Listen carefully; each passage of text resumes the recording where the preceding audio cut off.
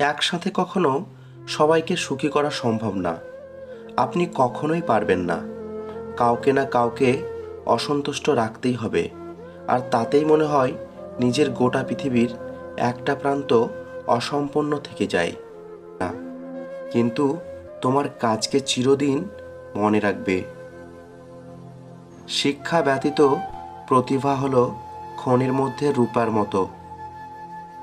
শিক্ষার শেকড়ের স্বাদ তেঁতো হলেও এর ফল কিন্তু মিষ্টি।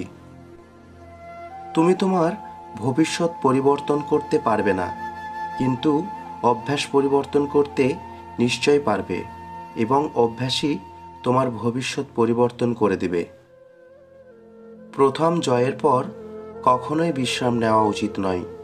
তাহলে দ্বিতীয়বার যদি আমরা ব্যর্থ হই, তখন সবাই বলবে প্রথমটা তুমি ভাগ্যের জোরে পেয়েছিলে।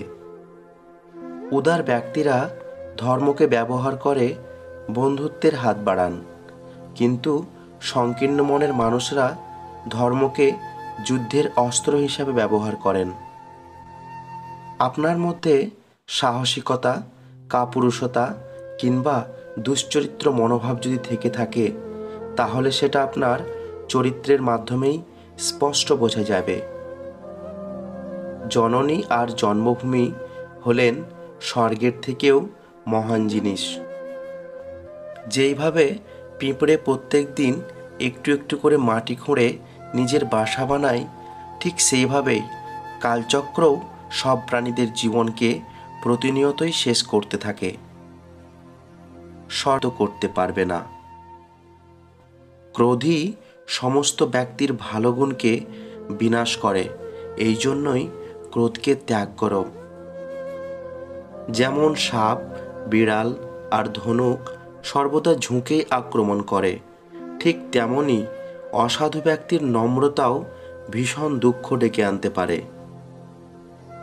মানুষের ভিতর যদি ইচ্ছাশক্তি থাকে, তাহলে সে বড় থেকে বড় কাজকেও সহজ বানিয়ে ফেলতে পারে। ইচ্ছাশক্তির দ্বারা একজন ফকিরও রাজা হতে পারে। যদি আপনার চরিত্র ভালো না হয়, তাহলে আপনি কখনোই মহান হতে পারবেন না। অন্যের সম্পত্তির অপহরণ, অন্যের স্ত্রীর সাথে সংসার আর অতি দুশ্চিন্তা, এই তিনটে দোষ বিনাশকারী হয়। অহংকার এমনই এক জিনিস যা সোনার মতো অতি মূল্যবান বস্তুকেও মাটিতে পরিণত করতে পারে। তুমি যখন কারোর সঙ্গে দেখা করবে, তখন হাসি মুখ নিয়েই তার সামনে যেও, কেননা হাস্যোজ্জ্বল মুখ হলো ভালোবাসার শুরু। গতকাল চলে গেছে, আগামীকাল এখনো আসেনি। আমাদের জন্য আছে আজকের দিন, তাই এখনই শুরু করা যাক। দুষ্ট স্ত্রী, মিথ্যেবাদী বন্ধু ও বদমাস চাকরের সঙ্গে থাকা আর কোনো বিষধর সাপের সঙ্গে একত্রে থাকা এক অর্থে মৃত্যুর সমান। বুদ্ধিমান ব্যক্তির এই 5টি জায়গায় যাওয়া উচিত নয়। 1. যেখানে রোজগারের কোনো সুযোগ নেই। 2.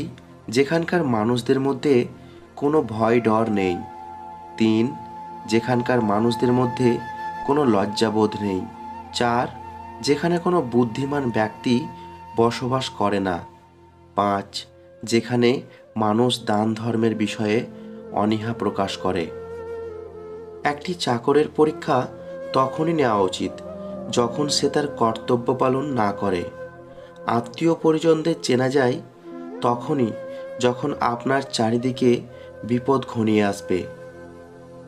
একজন বন্ধুকে চিনতে পারবেন সেই দিনকে যেদিন আপনি বিপরীত পরিস্থিতির সম্মুখীন হবেন, আর যখন আপনার সময় ভালো যাবে না, তখন আপনি আপনার নিজ স্ত্রীকে চিনতে পারবেন।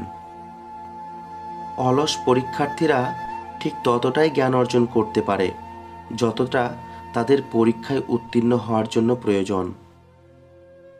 প্রথম 5 বছর নিজের সন্তানকে স্নেহ দিয়ে লালন করবে, পরবর্তী 10 বছর তাকে কঠোরভাবে শাসন করবে, আর সন্তানের 16 বছর পূর্ণ হলে তার সাথে বন্ধুত্বপূর্ণ আচরণ করবে।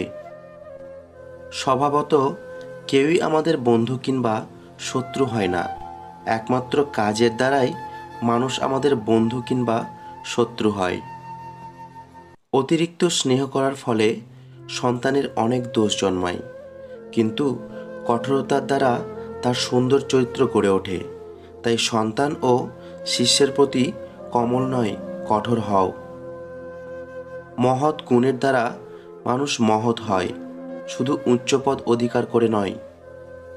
প্রত্যেক মানুষের অধিকার আছে তার নিজের দুনিয়াকে স্বয়ং নিজে খোঁজার।